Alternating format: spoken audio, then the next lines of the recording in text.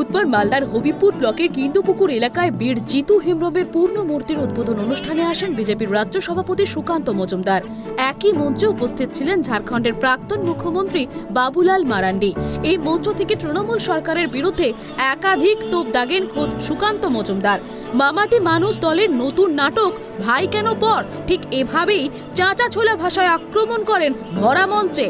উত্তর মালদা লোকসভা কেন্দ্রের প্রার্থী খগেন মুর্মু, হবিবপুরের বিজেপি বিধায়ক জুয়েল মুর্মু সহ একাধিক বিজেপি নেতৃত্বের উপস্থিতিতে অনুষ্ঠানে জিতু হেমব্রমের মূর্তি উন্মোচন করা হয়। আর এই কর্মসূচির শেষে সাংবাদিকদের সরাসরি প্রশ্নের উত্তরে তৃণমূলকে তুলোধনা করেছেন বিজেপির রাজ্য সভাপতি সুকান্ত মজুমদার।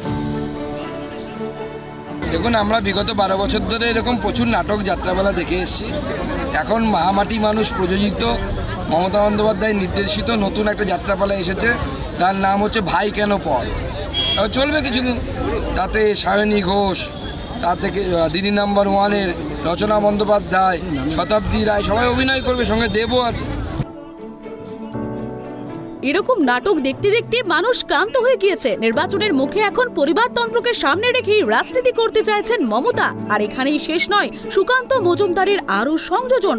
কত সায়নী ঘোষ, রচনা ব্যানার্জি, দেবের মতো অভিনেতা অভিনেত্রীরা রয়েছেন। এটা নতুন কিছু নয়। আসলে নির্বাচনে রাজনীতি করতে সব রকম রণকৌশল নিয়েছে মমতা ব্যানার্জি। বিজেপির রাজ্য সভাপতি সুকান্ত মজুমদার আরও বলেন, অর্জুন সিং লোকসভা নির্বাচনের টিকিট পায়নি। আসলে আপন হয়ে গেল পর, এখন ক্ষোভ নিয়ে আসল কাজটাই করতে হবে। প্রধান লক্ষ্য তৃণমূলের এই সরকারকে পাল্টাতে হবে। এখন এতদিন তো সেই অর্জুনকে পাশে নিয়ে ঘুরে বেড়াচ্ছিলেন। অর্জুন কখন আপন কখন পর হচ্ছে তো আমরা বুঝতে পারছি না। দেখুন, ওনার বিরুদ্ধে এমনি লোকজনের অনেক ক্ষোভ, সেই জন্য হয়তো পার্টি ওনাকে টিকিট দেয়নি। কেন টিকিট দেয়নি সেটা আমরা বলতে পারবো না, কিন্তু ক্ষোভ নিয়ে কি হবে? কাজের কাজটা করতে হবে তো। এই সরকারকে আগে উল্টাতে হবে, তাহলে আপনার ক্ষোভে স্টোভে আগুন জ্বলবে, নাহলে জ্বলবে না। আরে এত অধৈর্য হলে হবে নাকি? এ তো সবে চলছে, এপিসোড চলছে এক একটা করে ওয়েব সিরিজে।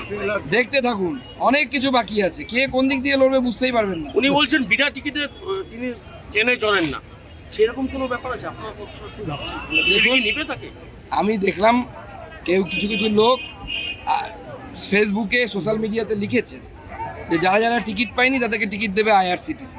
এটুকু বলতে পারি। চলুন। দক্ষিণ মালদা তৃণমূল প্রার্থী শাহনাজ আলী রায়হান বাঘ হয়ে বিজেপির বিরুদ্ধে লড়বেন। দক্ষিণ মালদার প্রার্থী বাঘ না বাগরোল সে তো নির্বাচনের সময় দেখা যাবে। নিজের বিগতিক অবস্থা ঠেকাতেই বেসামাল হয়ে উল্টোপাল্টা বলছে ওই তৃণমূল প্রার্থী, বললেন সুকান্ত মজুমদার। দেখুন, সে তো অনেক বাঘই আমরা দেখলাম। এর আগে অনুব্রত বাঘ ছিল, সেই বাঘ তো ছাগ হয়ে গেল।